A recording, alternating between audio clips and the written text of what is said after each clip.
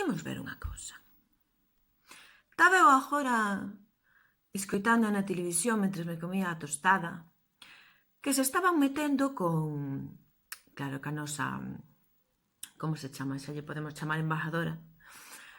A señora Carmela Silva poñendo o vídeo del juego con a Toti Free allí en Pontevedra, no Mundial este.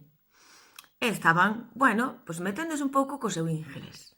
Que por un lado decían, bueno, pues polo menos fai o esforzo, decía e outro decía que era unha vergonza, e xa aproveitaban para, traca, meter a cuña de es que hai que enseñar inglés a los niños en el colegio y poner más asignaturas en inglés porque luego pasan estas cosas. Que disculpa máis boa. A ver, a señora non dixo nada mal. A señora, as palabras que dixo eran todas correctas. E se ti nas entendiches é que ao mellor non sabes inglés, non? Porque a min isto faime moita gracia. É como esta xente que che pone disculpa. Ai, que bien hablas. Yo es que el gallego non lo hablo porque para hablarlo mal es tontería. Eu digo, logo que estar falando, talo falando ben. Porque aquí ahora resulta que todos os que falan castelán son catedráticos e non cometen ningún fallo, fálano, mira, á perfección. Pois hai de todo, hai xente que fala moi ben, hai xente que fala moi mal, igual que nos outros idiomas, pero esta muller que ten? Pois ten unha pronunciation así un pouco como a miña, non?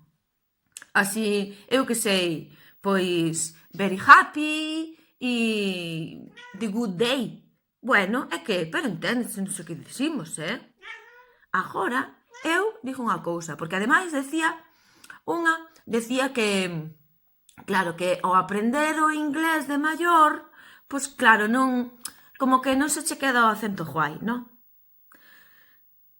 Entón eu digo, hai xente que se vai pa América e se lle pega o acento, pois xa como a min é porque non fun a Estados Unidos, porque senón xa viña, vamos, que lo flipas, a mí pégaseme todo. Elsa Pataki foi vivir pa lá e como a puxeron por ter un acento de alá. Porque era española e tenía el acento de allá. Tamén se meten ca Beatriz Luengo porque tamén se lle pegou o acento de Cuba. Vamos a ver, dorme cun cubano, que se lle vai pegar? O acento de Albacete?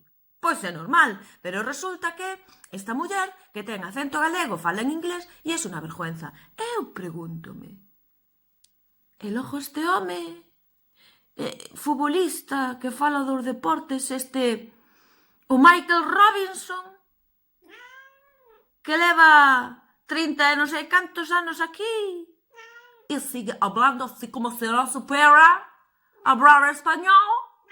Sí, habla español, pero con el acento de allá, de Inglaterra. E ni Dios lle di nada. Ni gente que é ridículo, que é unha vergonza, que leve non sei cantos anos traballando na televisión con acento inglés. E vai me dar vergonza a min ahora Carmela Silva porque teña acento gallego falando en inglés. A ver, o único problema sería se a xente que estaba vendo non entendeu. Había que preguntarlle a xente. Que pode mellorar neso? Bueno, pois claro que pode mellorar neso, se ela quere, e se lle fai falta. Pero tanto como dicir que é unha vergonza, perdóname, outras cousas non vos dan vergonza. Aborda por vergonza o que vos parece. E curiosamente, hostia, sempre ten que ver cos gallegos, chico.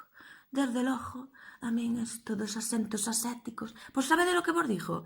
Que gracias ao acento das personas imos dicindo polo mundo adiante de onde somos. Falemos o idioma que falemos. Porque este Michael Robinson, todos sabemos de onde é, aunque non sabe en español, verdad? Por qué? Porque é un orgullo para el. Por que a xente argentina que ven pa aquí pasa 30 anos e sigue falando con acento argentino? Fai no a propósito, porque non quere perder, porque saben que o acento é parte da súa esencia. Pois o gallego tamén. E a nós non nos importa falar inglés con acento gallego. Pois, mira, sabedes lo que vos digo? Que teñades un happy day que I go to rañala por aí adiante. Ala, kisses, kisses.